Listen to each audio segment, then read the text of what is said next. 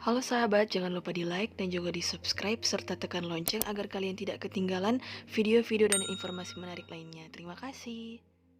Kebijaksanaan ditemukan oleh mereka yang mencarinya. Kebijaksanaan itu bersinar dan tak dapat layu, mudah dipandang oleh yang kasih kepadanya, dan ditemukan oleh mereka yang mencarinya.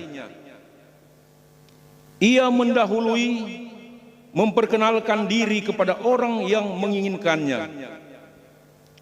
Siapa saja yang pagi-pagi bangun demi kebijaksanaan, tak perlu bersusah payah, sebab kebijaksanaan itu ditemukannya duduk di dekat pintu.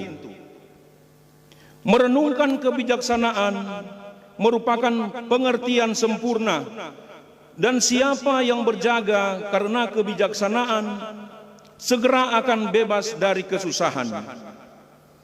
Sebab kebijaksanaan sendiri berkeliling mencari orang yang patut baginya, dan dengan rela memperlihatkan diri kepada mereka yang mencarinya. Kebijaksanaan dijumpai pada tiap-tiap pemikiran mereka. Demikianlah sabda Tuhan. Syukur kepada Allah. Mazmur tanggapan dengan referen puji syukur 843. 843. Jiwaku haus padamu, Tuhan, ingin melihat wajah Allah. Jiwaku haus padamu, Tuhan, ingin melihat wajah Allah. Ya Allah, Engkaulah Allahku, ku cari-cari dan ku dambakan Engkau. Jiwaku menghauskan Tuhanku, laksana gurun gersang tandus tanpa air. Jiwaku haus padamu, Tuhan, ingin melihat wajah Allah.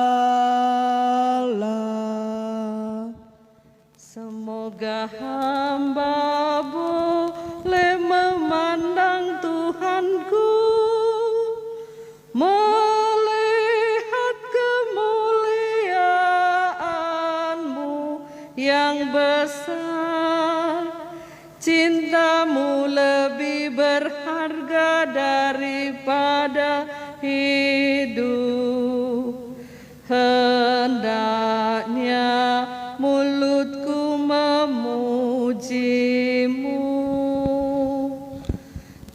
Jiwaku haus padamu, Tuhan, ingin melihat wajah Allah. Demikianlah sepanjang hidupku, aku hendak menghormati Engkau.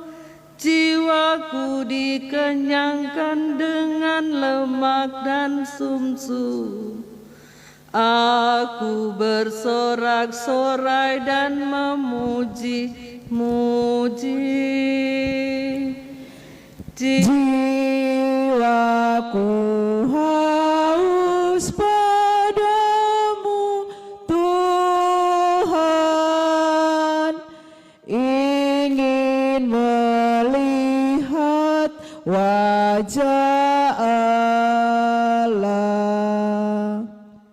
Jiwaku melekat padamu, tangan kananmu menopang aku. Sungguh engkau melulu yang menolongku, dan di bawah sayapmu sentosalah aku. Jiwaku haus padamu, Tuhan, ingin melihat wajah Allah.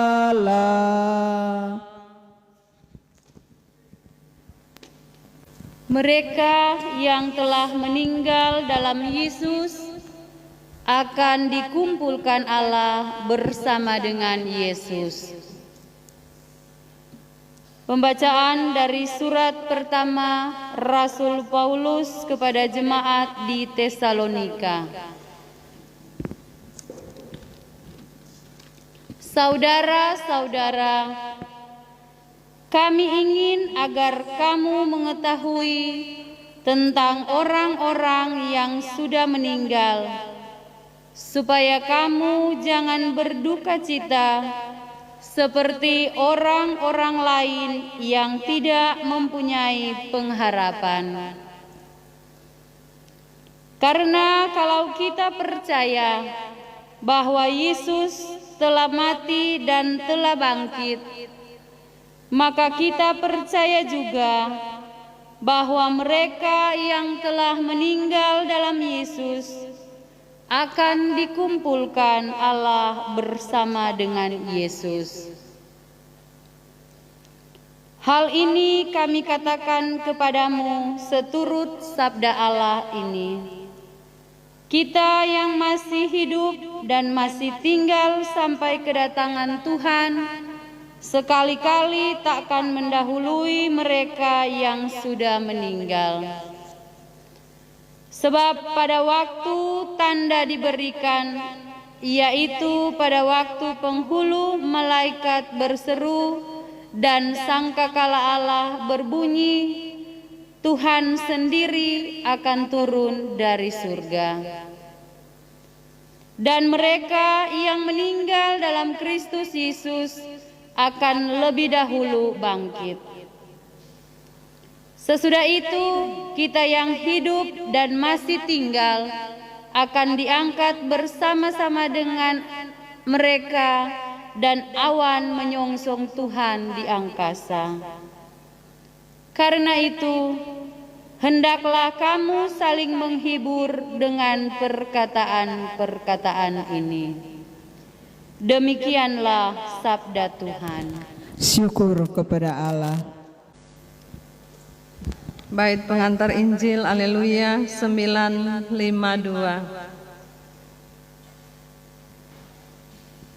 Haleluya, haleluya, haleluya. Haleluya, haleluya, haleluya. Berjaga-jagalah dan bersiap sedialah, sebab kamu tidak tahu bila mana Putra Manusia datang. Haleluya, haleluya, haleluya, haleluya,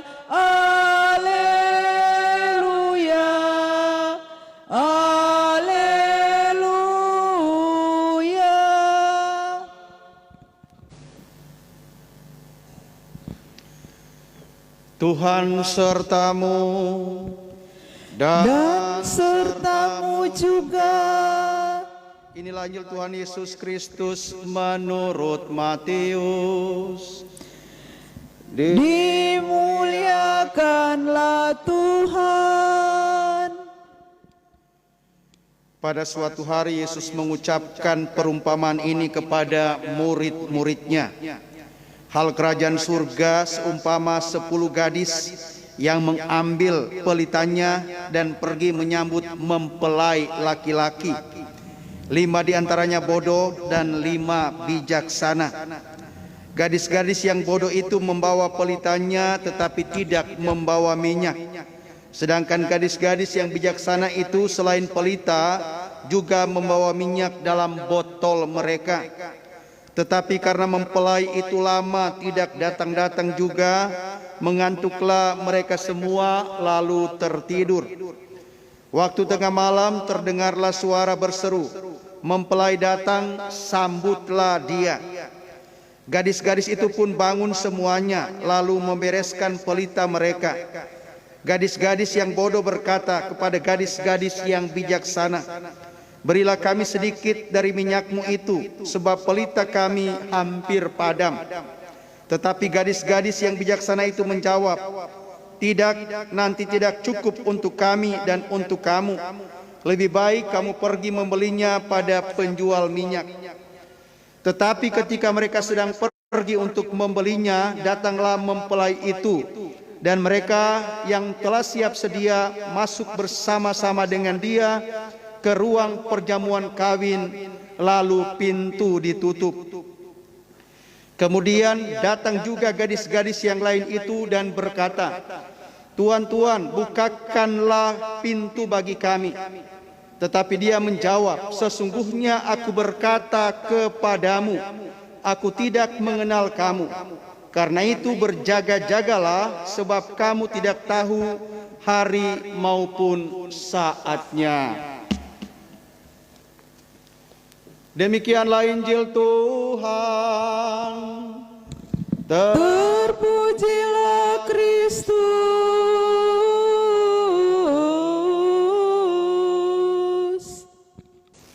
Umat beriman yang terkasih, umatku di himpunan paroki Santo Antonius de Padua Kali, baik yang ada di dalam gereja ini, umat wilayah rohani Santo Markus, petugas-petugas istimewa, tim gugus tugas, tim liturgi, dan tim komsos, serta umat yang mendapatkan izin dari saya mengikuti misa, dan umat Allah yang ada di rumah masing-masing dalam eklesia domestika Anda yang mengikuti misa ini secara live streaming lewat Facebook Komsos Paroki Kali, dan umat yang mendengarkan misa ini dari pancaran loudspeaker toa dari halaman gereja ini yang saya kasihi. Kita barusan pada tanggal 2 November mendoakan arwah orang beriman, dan gereja kita sangat rapi dalam pengelolaan waktu bersama Tuhan, sehingga kita selalu dan senantiasa diingatkan bahwa suatu saat hidup kita akan berakhir.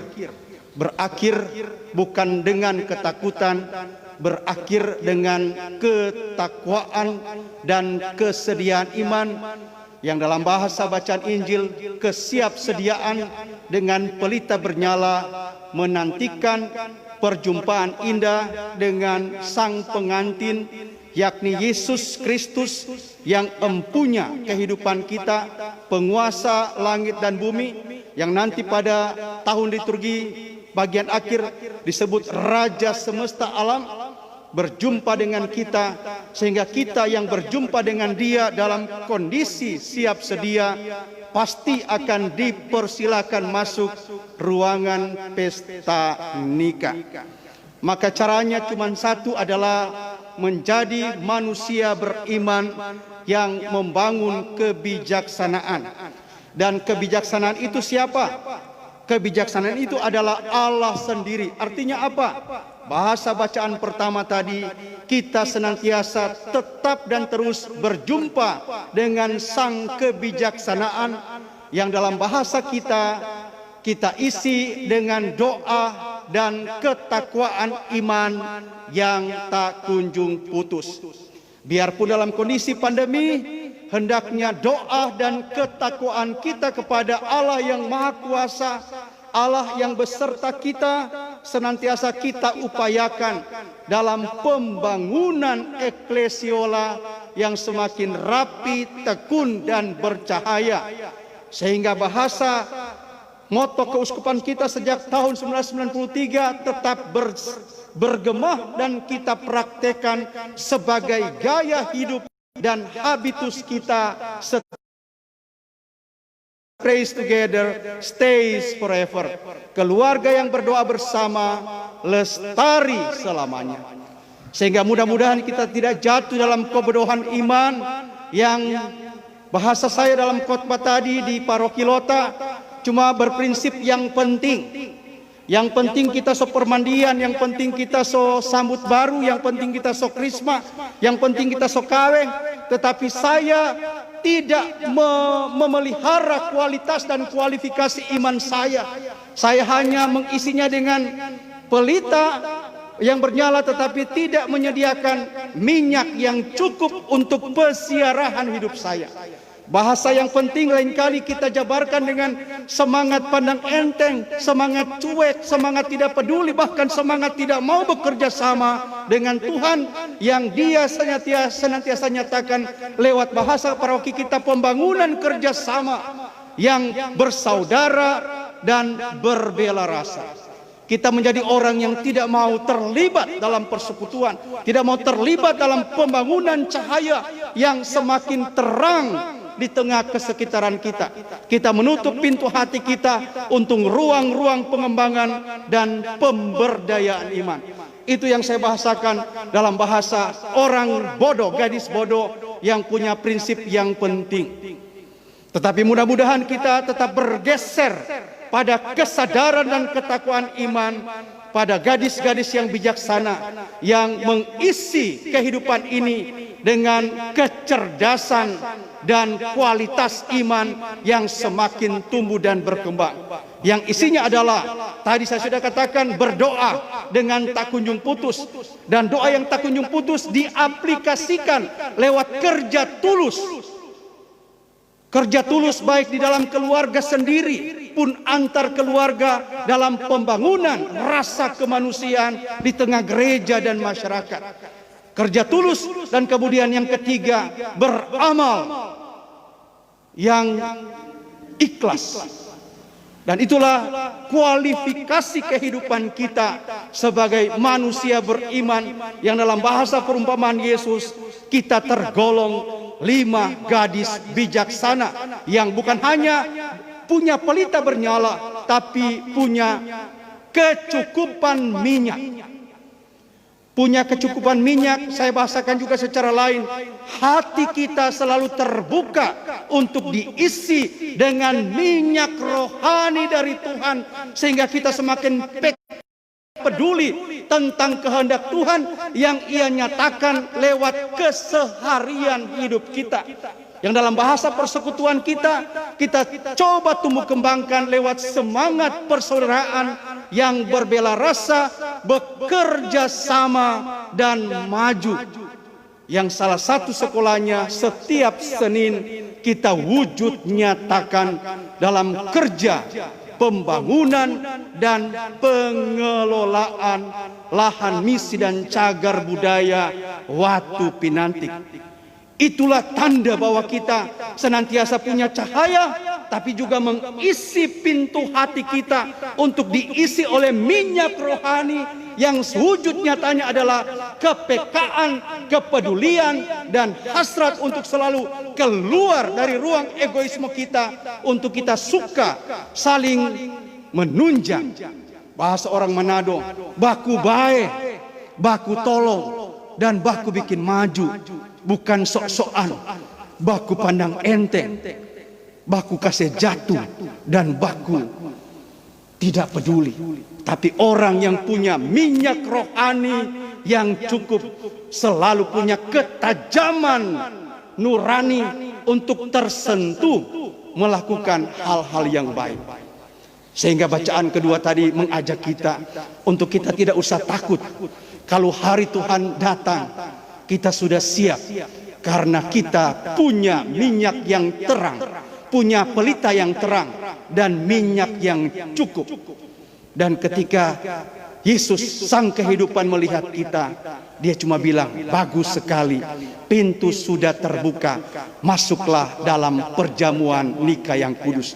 Tetapi kalau kita masih terkungkung dalam kebodohan dan anggap enteng tentang waktunya Tuhan, ketika kita mengetuk-ngetuk, Tuhan cuma bilang, sesungguhnya aku tidak mengenal kamu.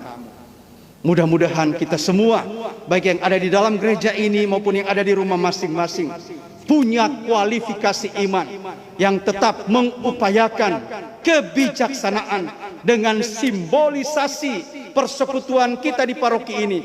Tetap menjaga pelita kita agar tetap bernyala, dan kita isi kepribadian kita, hati kita dengan minyak rohani, yakni kebijaksanaan Allah yang hari demi hari kita perjuangkan dan tumbuh kembangkan dalam persekutuan dengan gereja Katolik yang satu, kudus, Katolik, dan apostolik.